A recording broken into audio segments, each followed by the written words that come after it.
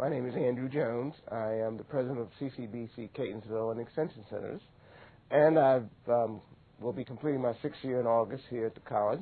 Seen quite a bit of change. Actually, I was hired as a campus president with responsibilities for Catonsville, Owings Mills, Hunt Valley specifically.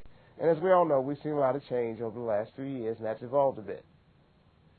Yeah, I think we've seen a pretty significant change in our student population. When I first arrived in August of '99, we were primarily seeing students in the age range of 27 to 29. I think our average age at that time was about 27 and a half.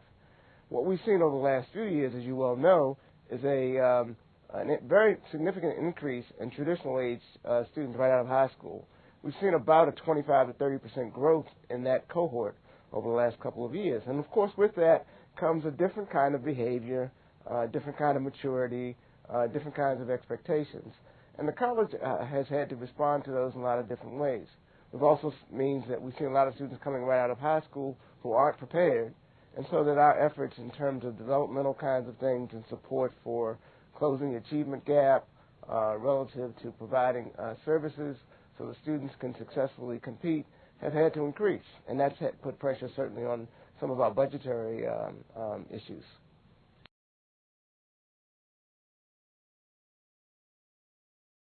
Well, I think we answered by simply going back to some statistics that Bob McCade, former president of Miami-Dade, published a couple of years ago in his book No One Left Behind, where he talked about the fact that only about 42% of high school graduates are prepared to do college-level work. And unfortunately, in many cases, minority students are even at a lesser rate. So if we don't do the developmental work, where do those students go? It is clearly state legislatures across the country are not in support of major university systems doing that work. Clearly, we are closer to it because of our interaction with high schools, with many of the counselors and the K through 12 institutions. So we really think it's part of our mission to provide that kind of services. And I think the most important thing is that it's part of our mission to help those people be successful, and to a large extent we are.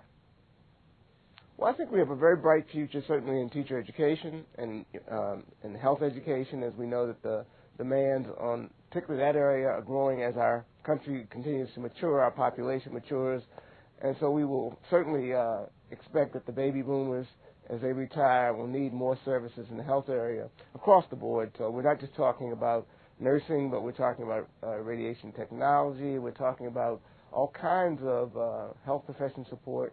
We expect at some point to see an increase again in the technology area, but it may not be in the strictly in the IT areas. So we're looking at advancing some of our more applied technical programs and the growth and development in that. And it's certainly in the auto industry where we see a lot of growth, although you never know what will happen in terms of consolidations in that area. And also in the human services area, we believe that, again, as the population ages, there will be a need for people who can provide intervention strategies, both social and psychological types of things.